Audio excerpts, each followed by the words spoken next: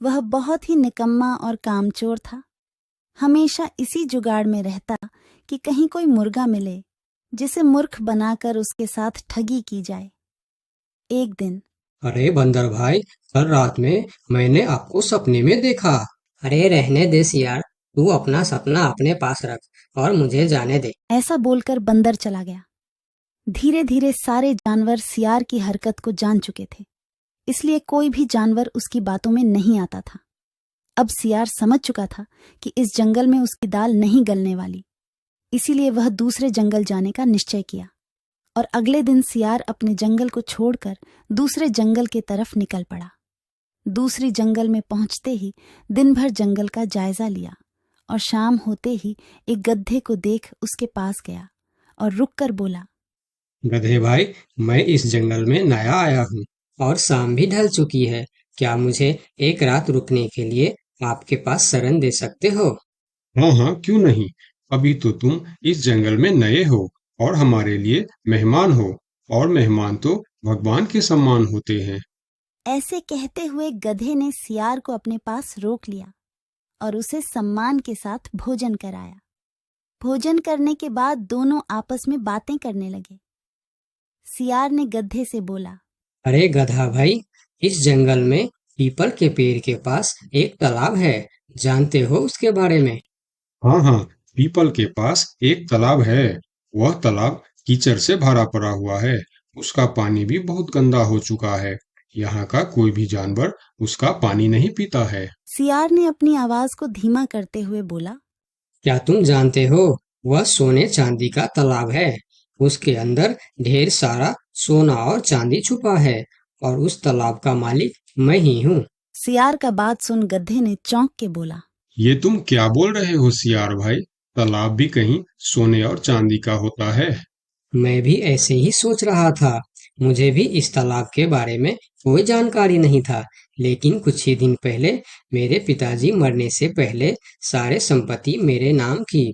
उसमें यह तालाब भी है और आज मैं अपनी संपत्ति देखने के लिए ही यहाँ पर आया हूँ। यकीन नहीं होता तो यह थैली में देख लो, जो मैंने अभी इस तालाब से निकाला है।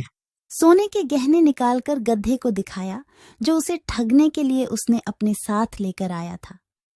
गहने को देखकर गधे को सियार के बात पर विश्वास हो गया और बोला, अरे हाँ, ये तो सचमुच सोने चांदी का है। तब तो तुम बड़े ही भाग्यशाली हो, इसलिए तुम्हारे पास ये सोना चांदी का तालाब है। अब सियार मन ही मन खुश हो रहा था। उसे तो इसी बात का इंतजार था। गधा भाई, मुझे इस संपत्ति से कोई भी लालच नहीं है। मेरे पास मेरे जंगल में और बहुत सारे संपत्ति है जो मेरे पिताजी ने मेरे लिए छोड़कर गए हैं। मैं तो यहाँ तालाब बेचने के लिए आया था। सोचता हूँ तुम भले जानवर दिखते हो, क्यों ना तुमको ही यह सब बेच दूं। मुझे, यानी यह सोने का तालाब मेरा हो जाएगा और मैं इस तालाब का मालिक बन जाऊंगा। बेचारा भोला भाला गदहा सियार की चिकनी चुपड़ी बातों में बहुत आसानी से आ गया और गधा सियार से सोने का तालाब खरीदने को तैयार हो गया। दोनों के बीच 4 सिक्कों का सौदा तय हुआ। ठीक है सियार भाई, मैं अभी जाकर हिरन के पास से 4 सिक्का लेकर आता हूँ। मेरे पास अपना घर न होने के कारण मैं अपनी सारी कमाई हिरन के पास ही रखता हूँ, और जब भी मुझे जरूरत पड़ता है मैं उससे ले लेता हूँ। ठीक है गधे भाई, लेकिन ध्यान से, जंगल में किसी को इस बात का पता नहीं चलना चाहिए, वरना जंगल के सारे जानवर मेरे पीछे ही पड़ जाएंगे। ऐसा बोल सियार गधे को भेज देता है और गधा हिरण के पास जाकर अपना सिक्का मांगता है। गधे भाई, घर में सब ठीक तो है ना? आज आपको अचानक से 4 सिक्कों का क्या जरूरत पड़ गया? अरे, वह अपने जंगल में जो तालाब है ना, मैं उसे खरीद रहा हूँ। तालाब खरीद रहे हो? क्या करोगे तुम तालाब खरीद के?